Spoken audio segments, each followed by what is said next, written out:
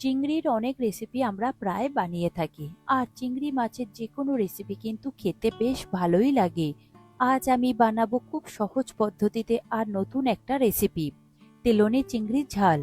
গরম ভাতের সাথে এই রেসিপিটি খেতে দারুণ সুন্দর লাগে।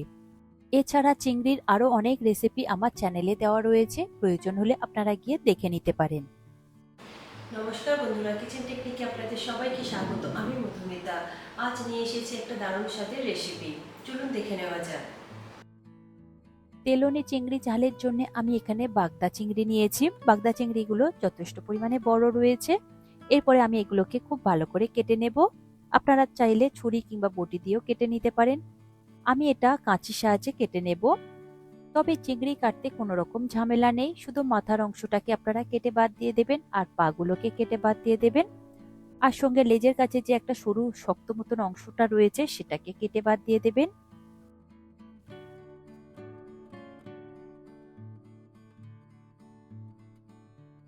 এরপর চিংড়ির পিঠের উপর থেকে দুটো কি তিনটে মতন খোলা এইভাবে ছাড়িয়ে নিতে হবে। আপনারা চাইলে এটা কাঁচিতেও কেটে নিতে পারেন, তাহলে খুব সুন্দর সমানভাবে কাটা হয়ে যাবে। তবে কাটবার পরে অবশ্যই এর মধ্যে যে একটা সুতোর মতো সরু ময়লা অংশ থাকে সেটাকে বাদ দিয়ে দেবেন।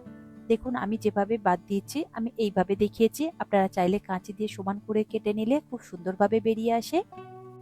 আর এর মাথার মধ্যে কিন্তু ময়লা থাকে, সেটাকে অবশ্যই আপনারা কাটি কিংবা ছুরির সাহায্যে বের করে নেবেন।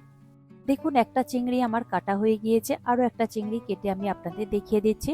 তবে চিংড়ির পুরো খোসা ছাড়ানোর প্রয়োজন নেই, আপনারা যে কোনো চিংড়ি দিয়ে করতে পারেন। আর চিংড়িগুলো একটু বড় সাইজের হলেই খুব ভালো হয়।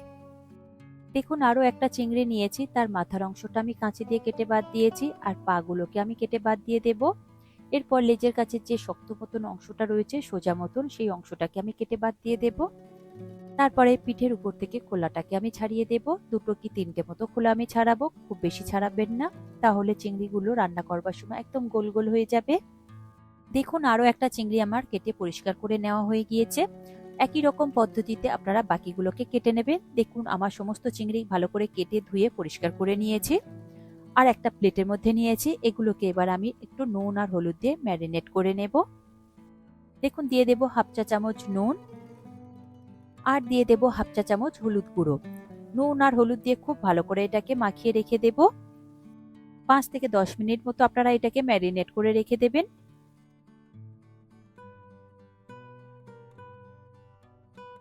এরপর নিয়েছি একটা মিডিয়াম সাইজের টমেটো আর নিয়েছি দুটো মিডিয়াম সাইজের পেঁয়াজ। পেঁয়াজ আর টমেটোটাকে খুবই ছোট ছোট করে কুচিয়ে নেব। প্রথমে আমি টমেটোটাকে কুচিয়ে নেব। টমেটোটা আপনারা রাফলিও কেটে নিতে পারেন, যেহেতু এটা ভাজবার পরে পেস্ট করা হবে।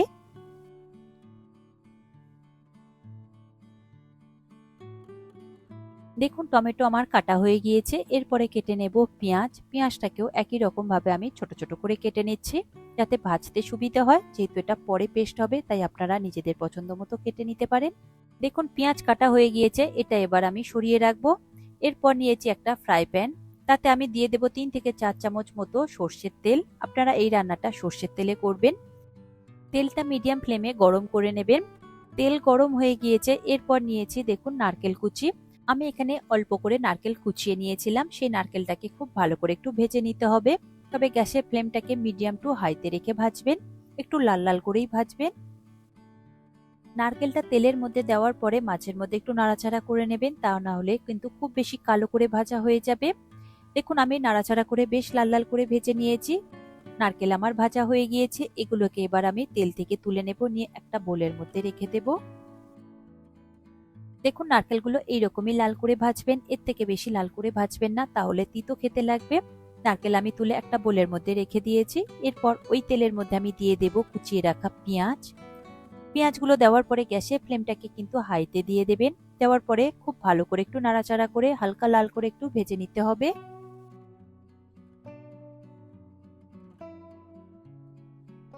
দেখুন পেঁয়াজ আমার হালকা লাল করে ভাজা হয়ে গিয়েছে, এর থেকে বেশি কালার চেঞ্জ করবার প্রয়োজন নেই।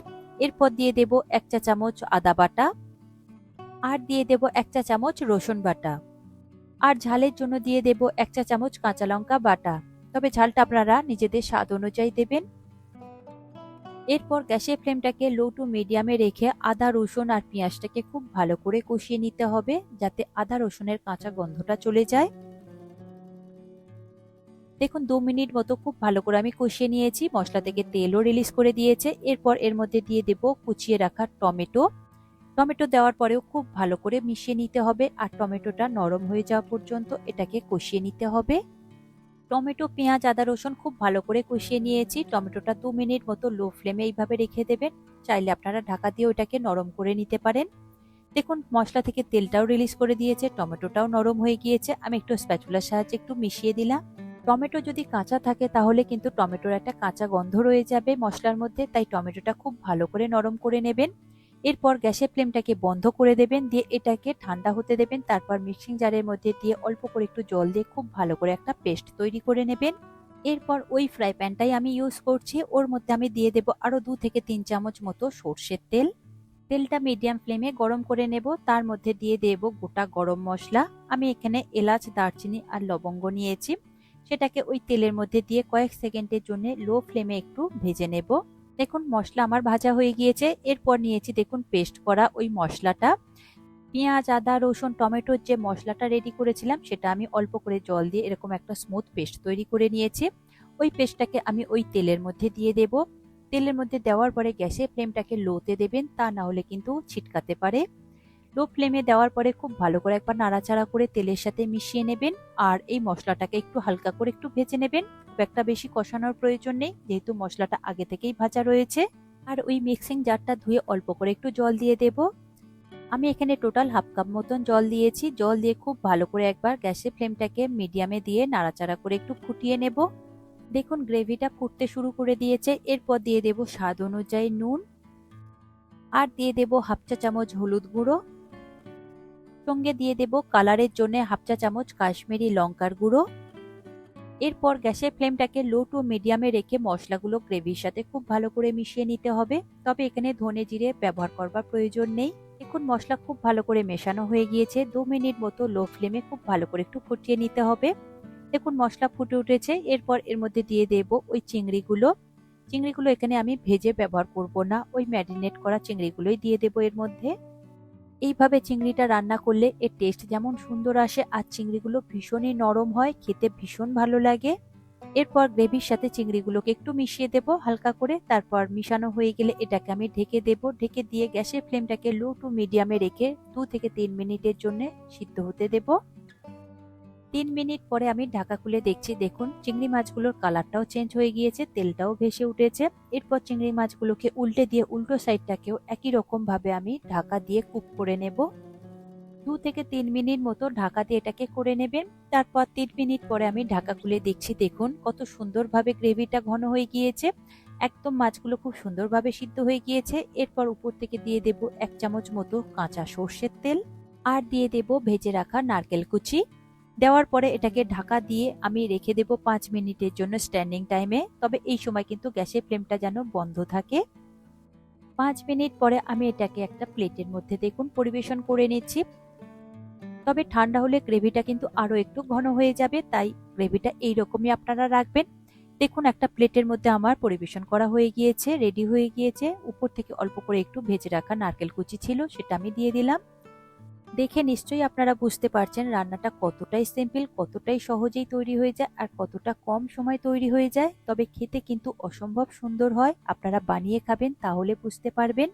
গরম ভাতের সাথে এই রেসিপিটা আপনারা পরিবেশন করবেন, দেখবেন খেতে অসম্ভব সুন্দর লাগে। কম মশলা দিয়েও কতটা সুন্দর তৈরি হয়, আপনারা বানিয়ে না খেলে কিন্তু বুঝতেই পারবেন না। দেখুন রেডি হয়ে গেল আমার আজকের রেসিপি।